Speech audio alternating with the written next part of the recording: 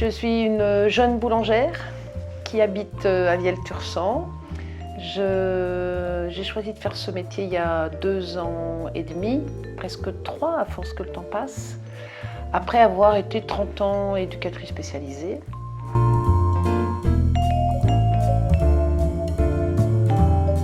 J'ai choisi sans choisir, c'est plutôt ce métier qui m'a choisi. J'ai choisi un moment d'arrêter mon ancien métier et je ne savais pas ce que j'allais faire et faire du pain et voilà, ça m'est tombé dessus. J'ai dit j'essaye et voilà, et j'en suis réjouie. Une belle aventure que je me suis offerte à la veille de mes 55 ans. Vraiment, je suis vraiment contente.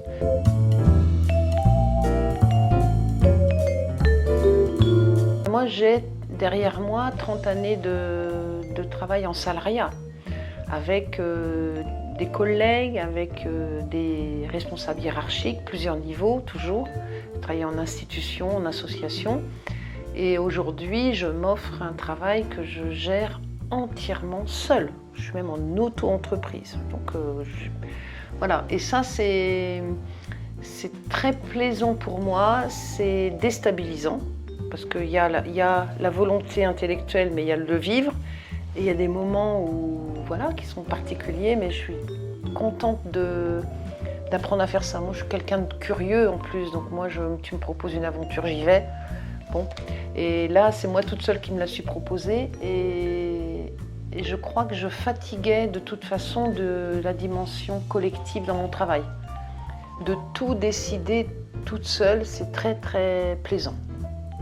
Quand on est un ancien travailleur social et qu'on devient boulanger, le lien qu'il y a entre les deux, c'est qu'on continue de nourrir, même si on ne nourrit pas de la même manière.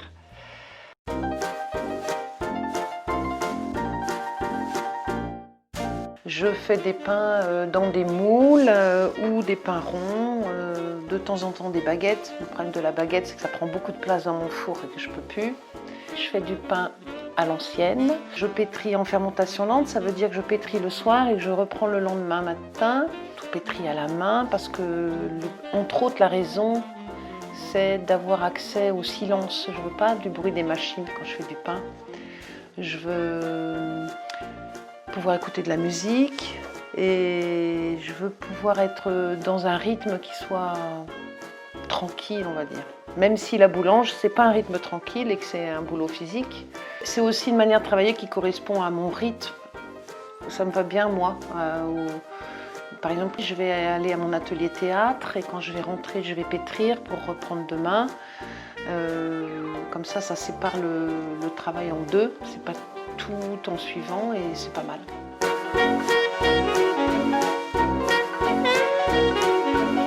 La fermentation lente, c'est une manière de travailler qui amène voilà, des pains beaucoup plus goûteux, des pains beaucoup plus digestes, dans un monde où on est avec des gens qui ne supportent pas, où les corps ne supportent plus le gluten. Quand on parle de ça, on parle de gluten de synthèse, on parle de blé avec des gluten renforcés. Donc moi, je vais aussi chercher ma farine chez quelqu'un qui travaille différemment. Voilà, et donc entre cette farine de super qualité et puis moi, ma manière de travailler, je me retrouve à faire des pains très facilement digérables, digestibles, digestionnables.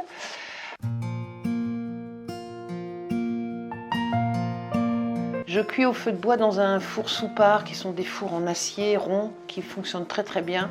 Qui sont moi j'ai un four de 30 kg. 30 kg de pain, vu comment je travaille, je fais 60 pains à la fois. Et soit j'ai un four, 2 fours maximum, sinon après c'est plus gérable. C'est des fours qui sont transportables, ils appellent ça des fours en briques. C'est pas un four en briques, parce que la maison que j'ai achetée, elle en avait pas. Sinon je ferais dans un four plus traditionnel, mais ça c'est facilement maniable, c'est bien. Pour une jeune femme comme moi, c'est pas mal ce four soupard.